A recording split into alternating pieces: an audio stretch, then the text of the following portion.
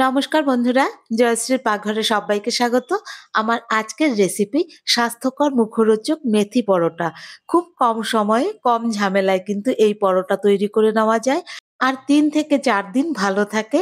যেকোনো ট্রাভেলের দিনে কিন্তু এই পরোটাগুলি বানিয়ে নেওয়াই যেতে পারে। আমি এখানে ২ আটি পরিমাণে মেথি শাক নিয়েছি। মেথি শাকের যে ডগাগুলো সেগুলোকে প্রথমে ছিঁড়ে নিয়েছি। তারপরে এটাকে ভালো করে ধুয়ে নিয়ে এবারে ঝিরি করে কেটে নেব। যতটা মিহি করে কাটা যায় আরকি। মেথি পরোটার জন্য শাকটা একটু মিহি করে কাটলেই ভালো লাগে। তারপরে এটাকে একটা বোলের মধ্যে আমি নিয়ে নিলাম। এর মধ্যে কিছু উপকরণ আমি প্রথমে মিলিয়ে নেব। দিয়ে দিলাম ১/২ চামচ লবণ, ১/২ চামচ লঙ্কা গুঁড়ো, ১/২ চামচ পরিমাণে ভাজা মসলা গুঁড়ো, ১ চামচ পরিমাণে গ্রেট করে নেওয়া আদা, ১ চামচ গোটা জিরে আর দিয়ে দিচ্ছি ১ চামচ কাঁচা লঙ্কা কুচি। ঝালটা অবশ্যই আপনারা আপনাদের পছন্দ মতো দেবেন। এরপরে সবকিছুকে একসাথে ভালো করে চটকে মেখে নেব। যাতে করে মেথি শাকটা একদম নরম হয়ে যায় আর এর থেকে জলটা বেরিয়ে আসে। সেজন্য ৪ থেকে ৫ মিনিট ধরে একদম মেখে নিতে হবে।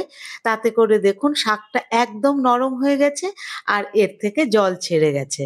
এখন এর মধ্যে আমি দিয়ে দিচ্ছি ১ কাপ পরিমাণে আটা আর ময়দা মেশানো। চাইলে শুধু আটাতেও করতে পারেন বা শুধু ময়দাতেও করতে পারেন।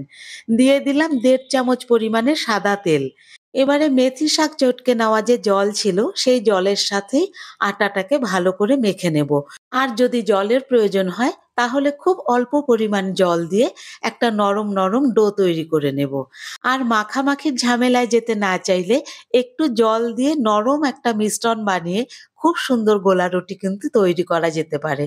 তবে আজকে আমি বানাবো মেথি পরোটা, সেই জন্য এর থেকে লেচি কেটে নিলাম।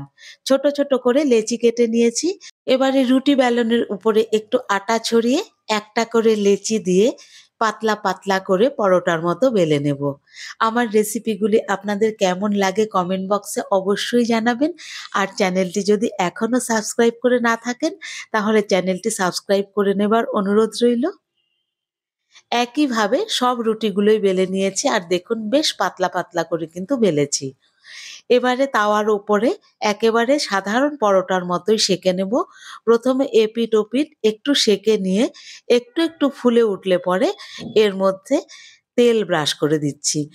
আর যদি কেউ তেল ছাড়া খেতে চান তাহলে রুটির মতো সেঁকে নিলেই চলবে।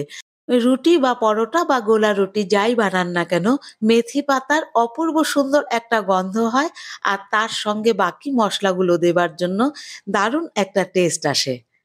একইভাবে সব পরোটাগুলোই আমি ভেজে তুলে নিয়েছি। আর এই পরোটা খাওয়ার জন্য খুব একটা তরকারির কিছু প্রয়োজন হয় না। একটু আচার বা দই হলেই চলে। সবগুলো পরোটাই ভেজে নামিয়ে নিয়েছি। আমি পরিবেশন করে দিচ্ছি একটু আচারের সাথে। আর একটা পরোটা দেখুন হাতে নিয়ে দেখাচ্ছি কত সুন্দর নরম হয়েছে। আমার আজকের রেসিপিটি আপনাদের কেমন লাগলো কমেন্ট বক্সে অবশ্যই জানাবেন। ফিরে আসবো অন্য একটি রেসিপি নিয়ে। ততক্ষণ টাটা।